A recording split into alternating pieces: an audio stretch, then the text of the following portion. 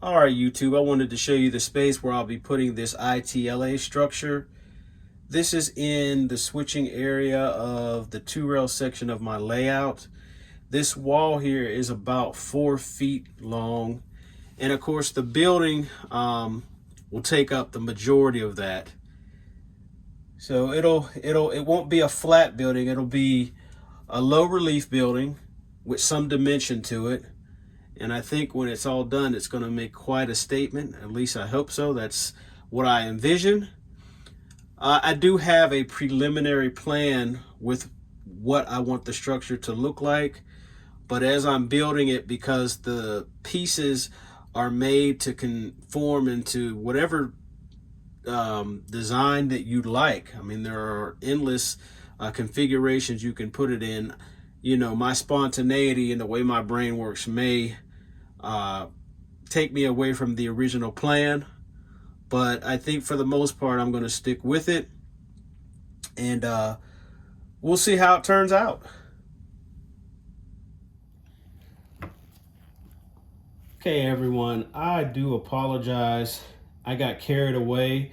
I wanted to show you all from the very beginning what I was doing after I did the gray primer, but I'm not 100% done, so I'll go through the rest of the process. So a lot of people use, especially on brickwork, they use a sponge, and that works out great. I've used it and will use it again, but for this I wanted to just do another technique. So the gray primer was put on, and then what I did is I used just a cheap acrylic paint. This is just Art Deco raw umber, and dry brush that all over the brickwork, and it's very uneven and inconsistent, which is perfect. Then I took, have these Vallejo paints, got a brick red and dark shadow. And with these reds, they have to be very, very sparing. I probably even in some ways put too much on here, but that's okay because I'm not done. But the reds are very loud, so you want to get a lot of that off of the paintbrush. So what I'm going to do now is, believe it or not, I want to add a bit of green in here. So I'm just going to use this avocado from Deco Art. And it's not quite as loud as the red, but I am going to take a significant amount off of the brush and just go for it. Very subtle.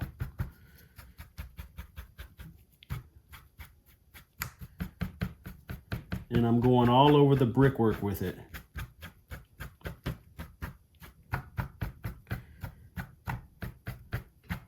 To a certain degree, this does help to mask a little bit of that red.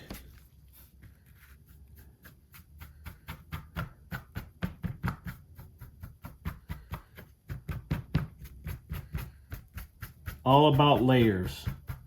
That's the story of scenery in general, and any kind of modeling work on structures, painting anything. It's all about layers.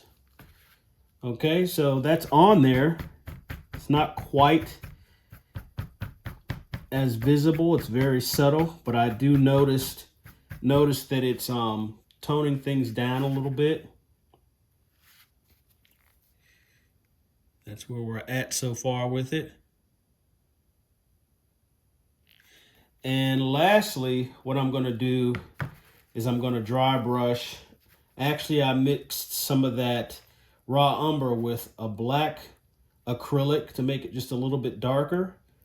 And I'm going to do the same thing. Come over the brickwork with that.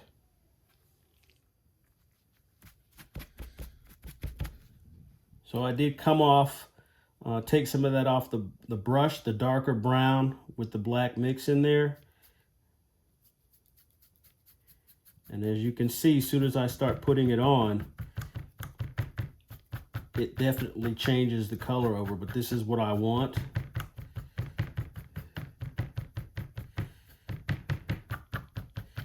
So we're going to get kind of an aged look.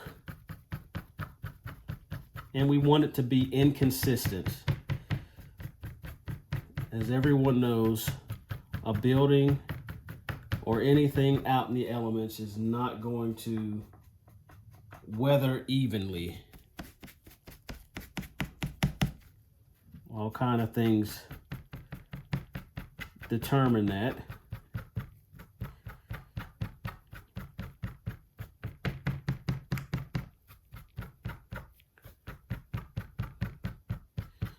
So this is basically the process.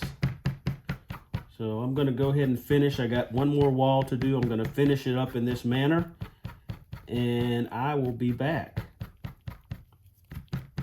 As you can see, you look at the contrast and the variation in colors, you can pretty much see every color if you look hard enough. Of course, the brown is the dominant color, and you see the reds in there, you see the greens, and the lighter raw umber color as well. So just like I liked it.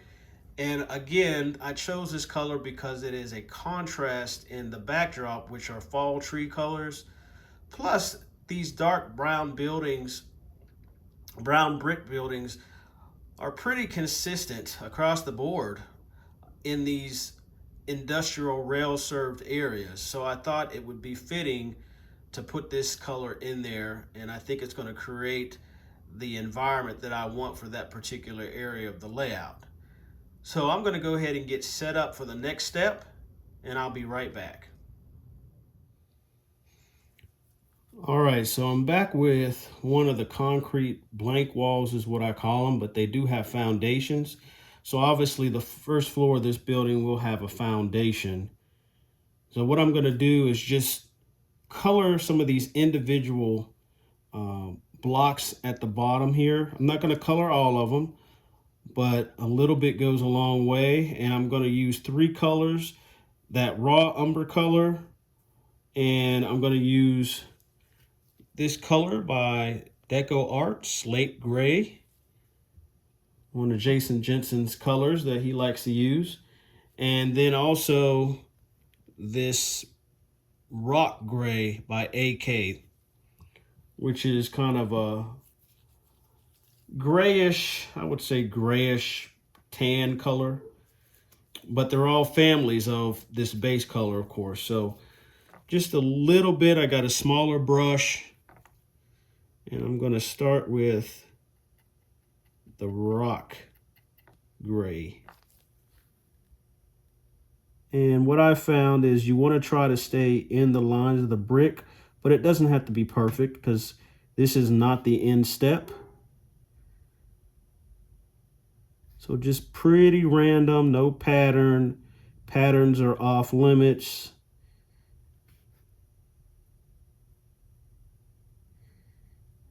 I'm trying to make sure I don't fall into the pattern thing.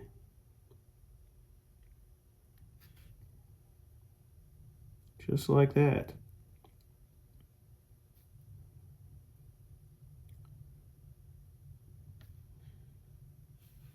Let's do this one right here.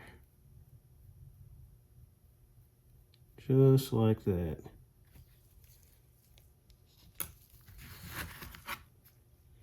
Try to be pretty random. So I'm going to finish with the other 2 colors in the same manner, and I will be right back.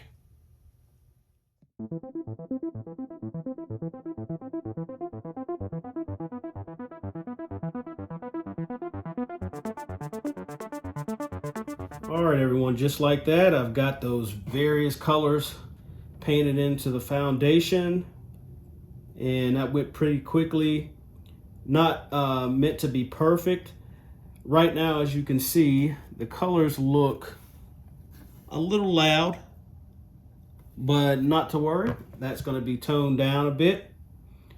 So what I'm going to do to finish off the basic painting of these walls is I'm going to paint in this recessed brickwork, and probably will be the same color as the brown brickwork of the rest of the building, which obviously makes sense.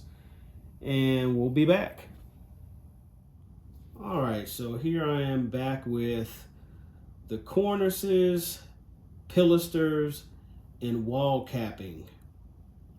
So they've already been primed with the gray primer, and that's to seal the material, not necessarily for the color. And this undoubtedly is going to be what is the most tedious part, in my opinion, to the entire build for what I'm going to do. This is extra, not required.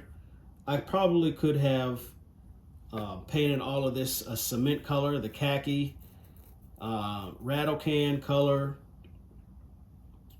and been done with it, and would have looked just fine. But of course, I'm not going to do that. I'm going to go the extra mile and do the extra work. So all of these are going to get my concrete treatment. So that is this product by AK. And I'm going to use my spatula to apply that to all of these pieces.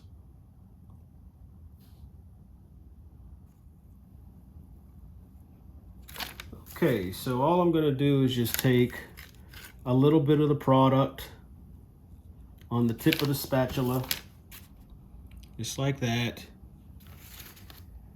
And I'm going to take one of these and I'm just going to smear it across.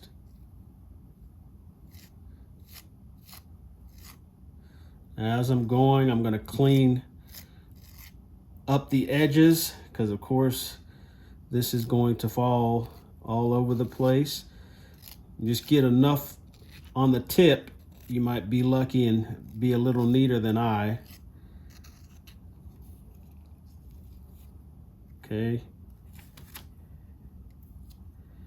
Just like that.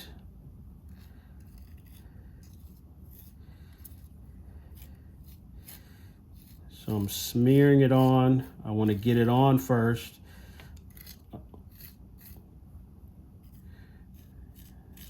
Just like that.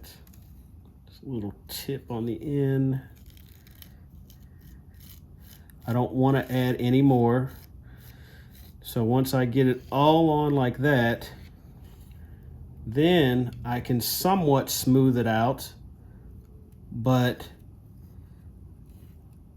most of the smoothing will come once this is dry, because you can sand it, which is what I'll do, but I do try to smooth it out a bit. But the biggest thing is getting coverage on the entire piece, just like that. So I'm going to continue with all of these and then let them dry, and we'll come back with the next step.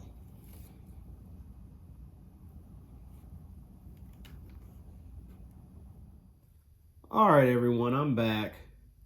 And I've taken all of the wall capping and cornices and pilasters that I applied the AK concrete material to, and I sanded it down just a little bit.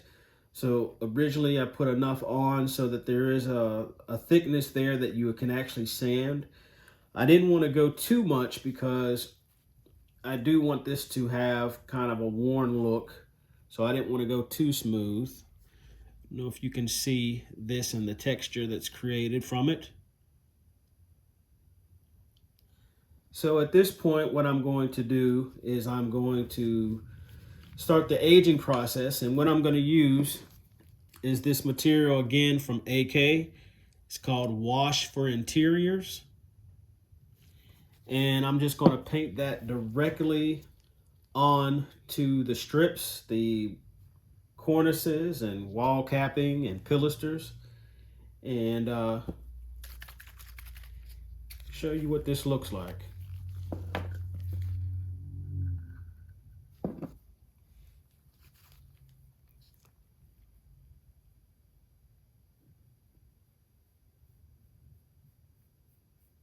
I'll take and paint both of these and give you a look-see.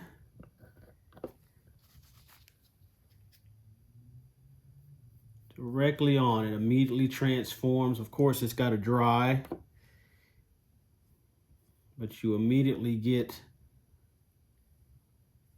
to see the coloring on it.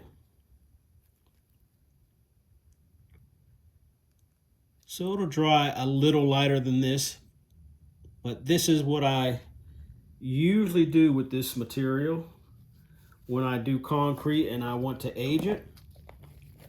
So I'll go get the rest of those taken care of and we'll move on to the next step.